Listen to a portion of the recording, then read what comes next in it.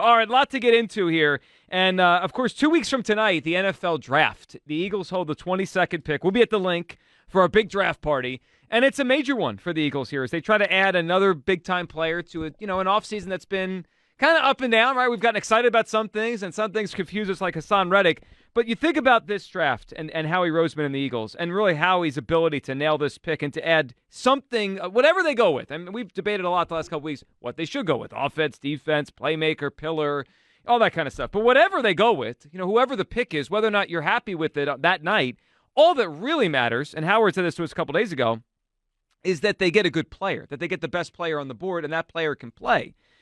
But as I think about Howie Roseman and his history, and I know what's going to happen today. I can already feel it. Everyone's going to say, "Oh, we're taking your Howie card away, Joe. You don't really trust Howie anymore." No, I do trust Howie for a lot of things. To be a really good executive, to do contracts really well, to do trades really well, to build a good roster. But I don't trust Howie 2 weeks from tonight drafting in this spot. Howie's had a lot of success high in drafts, top 10-ish. He's had success in the second round. Obviously, Jalen Hurts and Dallas Goedert, Landon Dickerson, all these guys. Success with Devontae Smith, top 10. You know where he hasn't had success? Where is that? Drafting in the middle of the first round towards the end of the first round. Here are some recent Eagles draft picks in the middle of the first round down on. All right, let's go. We'll work from last year backwards. Nolan Smith last year. Not a bust, but the jury is not exactly. Verdict is still out on it. Yeah, and not much his first year. Jalen Reagor, the 21st pick in the draft, right around the area we're picking this year. That was 2020. In 2019, Andre Dillard was the 22nd pick, exactly where this year's draft pick is. 2017, Derek Barnett. 2015, Nelson Aguilar. He didn't even make that pick. That was Chip Kelly. That might be the best guy on this list. 2014, Marcus Smith. 2011, Danny Watkins. I'll throw one more in there. What you got? In 2022, they had the 15th pick, right in this range we're talking about. They moved up for Jordan Davis. So far, that hasn't been a home run either. So, like, the last decade plus of Eagles draft picks, when they're in the middle of the first round or towards the end, it's not pretty. I don't trust Howie Roseman to make this pick, Hugh. Maybe he trades it for an established player. We'll talk about that in a little bit. But the idea of Howie, 22nd pick, 2 weeks from tonight, you trust him? Yes, I do. And this is the reason why, because I think that most of the stuff that we're talking about, Joe, it's going to be tied to Howie's legacy. Now, for all the draft picks that you talk about he missed on, I can say that about all kinds of GMs. Thomas Dimitroff was another guy in Atlanta who didn't have a whole bunch of great draft picks. But you know the one that he's going to be remembered for? Julio Jones. Yeah, they moved up to the draft, moving up pick in the draft to get Julio Jones. I would say right now, just from the small sampling of what I remember about Howie, I would say his best draft pick to this date would maybe be Jalen. I would say Hurts. it's Jalen Hurts. Jalen Hurts. He has to hit on one of these guys, Joe, because as much as Howie has done for this city, when you talk about being 2 times that dude and being that guy who was considered, Howie season, all that stuff, you have to do a better job of picking those guys that nobody saw coming. You know what I'm saying? Or doing things that nobody saw coming. It's easy. It's always easy to pick when you're picking in the top 5.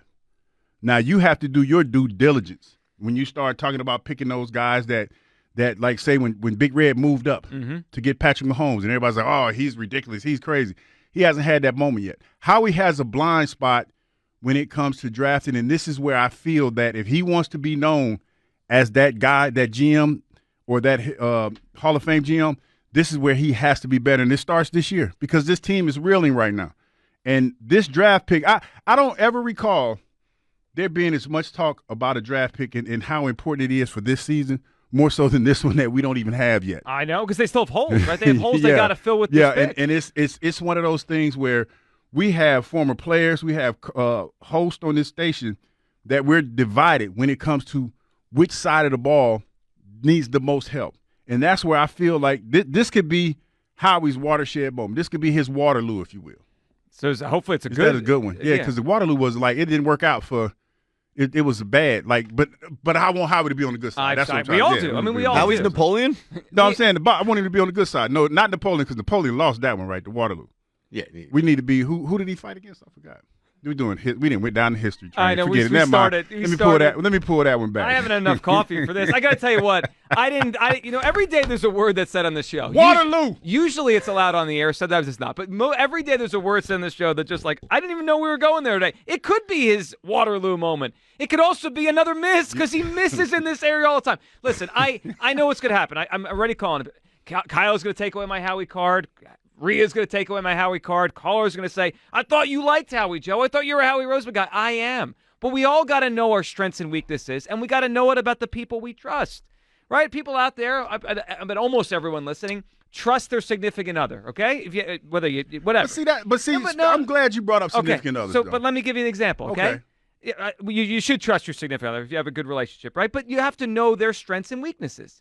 And let's say I'm not good at cooking. Forcing me to make dinner and hoping we're going to be happy, it's probably better if we go out to eat. No, it's called growth. You know what? I could try, but if we want, it's called growth. If we need to have a good meal, Hugh, it might be better if we go to the restaurant. It's called growth, Joe. Because like I said, I'm glad you brought that up because I've been accused of more than one occasion that I don't communicate well. Go figure. I work on the radio, but I've been accused that I don't communicate well. I try to work on that. Forget you, Kyle. Nobody asked you to pull that cut up.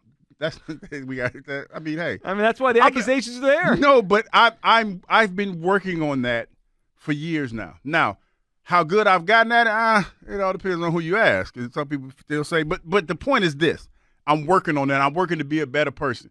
And if Howie wants to be that guy, he has to do the same thing, man. You just can't say, you know what, I can't do it. I'm not going to try. Well, you can. You need to get back in the kitchen, man. Well, I actually. You need to get in the kitchen. You need to find you a signature dish. You don't need to be a sommelier. Is that right? No, that's a for wine wine guy. Sommelier, yeah. No, you don't know. Like you don't want to be a sommelier because that doesn't have anything to do with cooking.